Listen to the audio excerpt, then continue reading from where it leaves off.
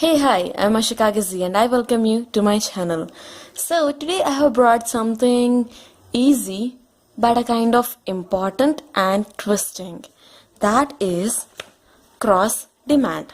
So, today's our topic is cross demand. See, cross demand is nothing but it tells how a change in price of related goods will bring a change in demand for a commodity. What does this cross demand says? It says how the price of related goods. The topic is all completely dependent upon prices of related goods. See, as you all know, related goods are nothing but the substitutes and the complementaries. What? The substitutes and complementary goods. Now, related goods are nothing but substitutes and complementaries, right? As you have studied earlier, substitutes are nothing but when different commodities, when many commodities have the capacity to satisfy one single want are known as substitute goods. Like, I'm feeling thirsty.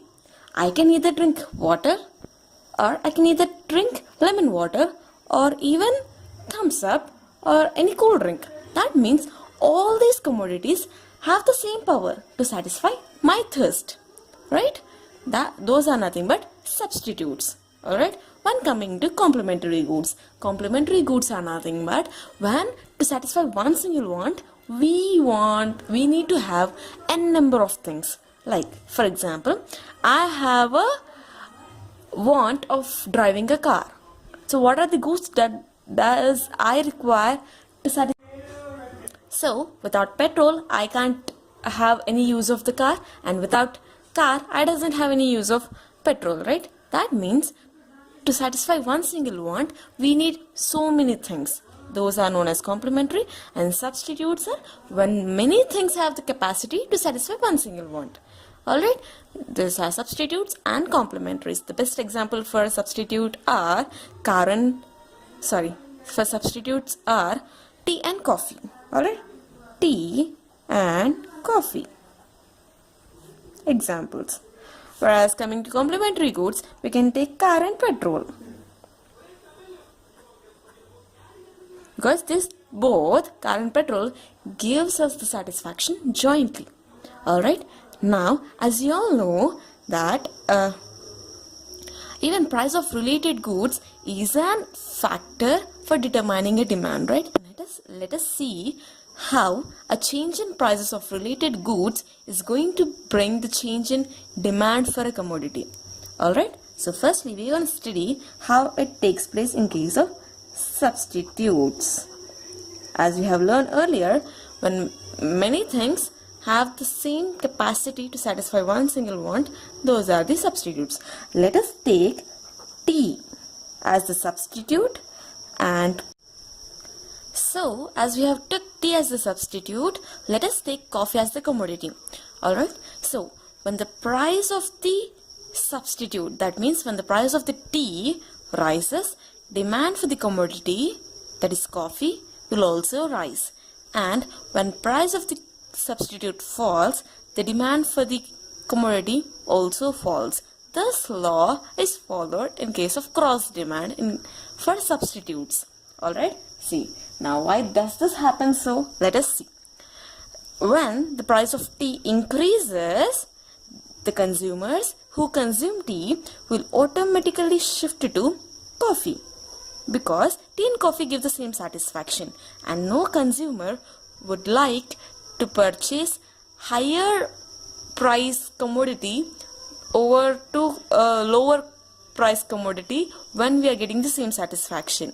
As the satisfaction level from tea and coffee are same, why do we purchase tea when both are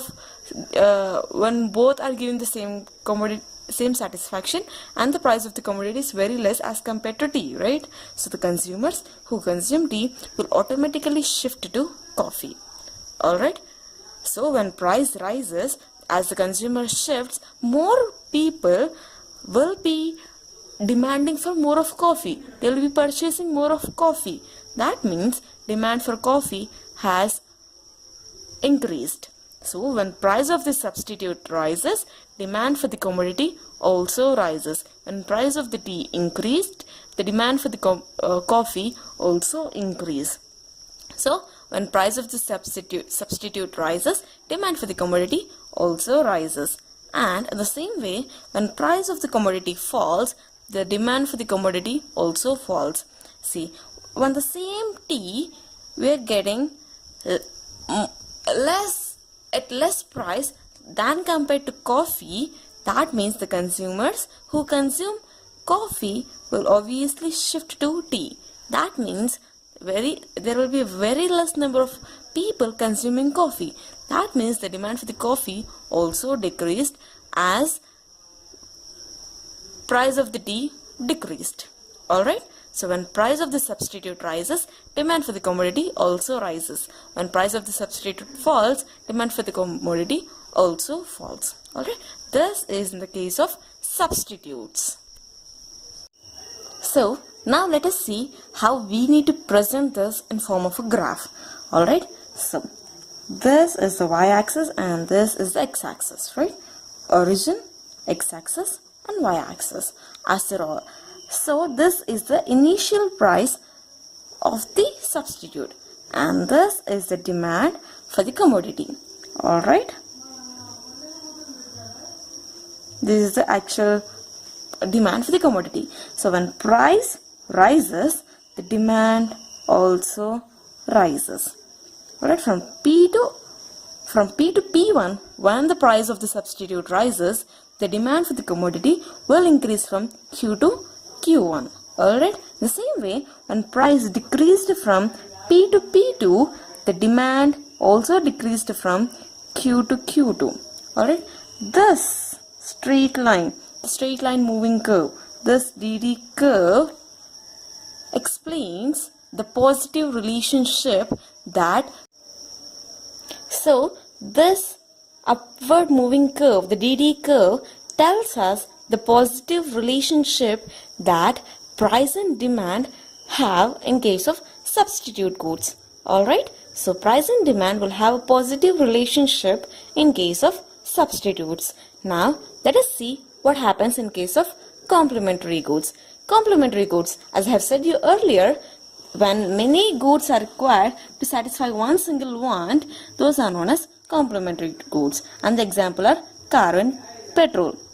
Alright, we are going to see how a change in price of a complementary good is going to bring the change in the commodity. Alright, let us take car as the complementary good and the petrol as the commodity. Alright, so when price of the car rises, so when price of the complementary commodity falls, the demand for the commodity rises. As we have said earlier, they have the capacity to satisfy one want jointly. So without one, another is of no use. So when price of the car rises, as we don't purchase much of cars, we don't demand for more of petrol. And in the same way, when the price of the commodity, like when the price of the car fell down, we demand more of cars because we're going to not leave them when we are getting it less cost, right? As we have purchased many of cars, we demand more of petrol. Alright, this is in case of complementary goods. Now, let us see how this is represented in a graphical way. So, this is the y-axis, x-axis and the origin. Alright, so this was the initial price of the complementary and this was the initial quantity demanded in the market. Alright, for the commodity. So when price of the complementary rises, the demand for the commodity falls. When price increased from P to P1, the quantity demanded have decreased from Q to Q1. And when price fell down from P to P2, the quantity demanded increased from Q to Q2. Alright, this negative sloping curve, this negative sloping curve DD tells the inverse relationship that price and demand have in case of complementary goods. Alright, So this was our session. We have completed regarding cross demand. So we have come to know how a change in price of related goods will be resulting in the demand for the commodity, right? So we have learned the substitutes and the complementaries and the examples for them, and we have learned how the rules, how the market situations will determine in case of substitutes and the complementaries. So we even have learned regarding their graphical representation. Alright, so this was our session. Thank you.